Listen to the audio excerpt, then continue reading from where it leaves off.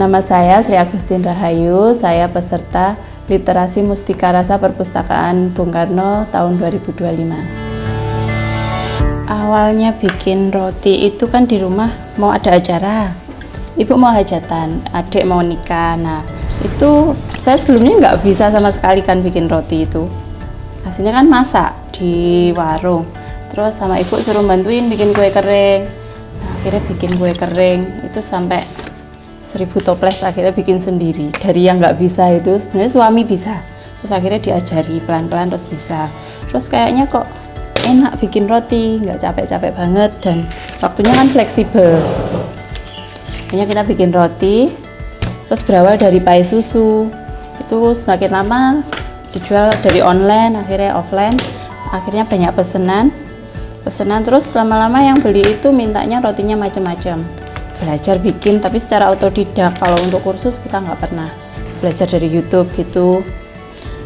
Terus lama-lama ya bikin roti tapi nggak pernah nemu gimana caranya bikin roti biar lembut, bener-bener lembut. Taunya kan cuma pakai kuning telur, pakai susu gitu.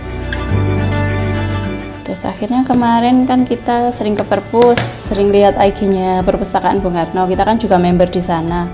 Kok ada pelatihan untuk pembuatan roti soft bread.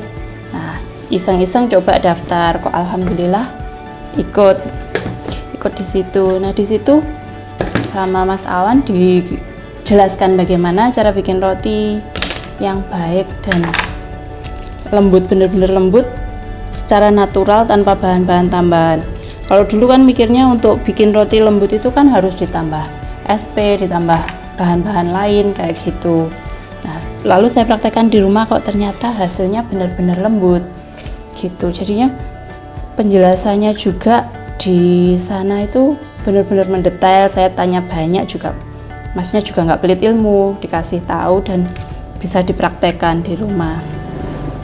Akhirnya itu setiap pesanan saya pakai resepnya dari perpustakaan itu, dan orang-orang bilangnya kok rotinya bisa lembut, pelanggan jadi suka seperti itu. Tantangan untuk usaha bakery, banyaknya kompetitor-kompetitor lain yang harganya lebih murah. Mereka lebih besar, lebih murah, padahal rasanya belum tentu lebih baik dari yang kita buat.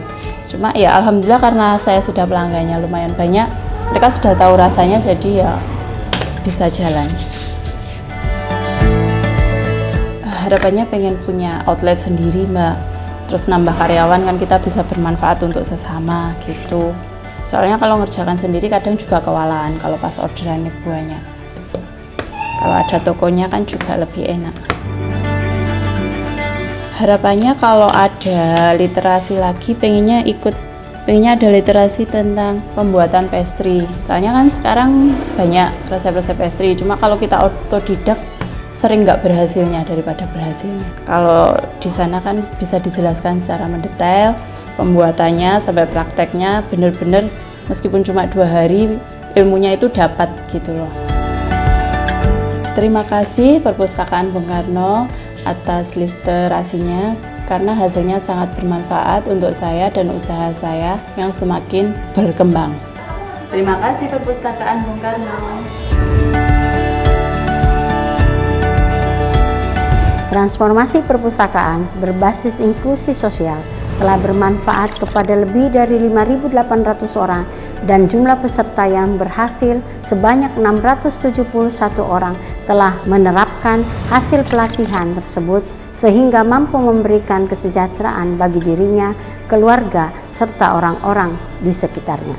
Melalui program ini, kita melihat bagaimana perpustakaan bukan hanya sebagai tempat membaca, tetapi juga sebagai ruang belajar, berkreasi, dan menginspirasi. Semoga kisah yang kita bagikan menjadi inspirasi untuk terus membaca, berkarya, dan berdaya.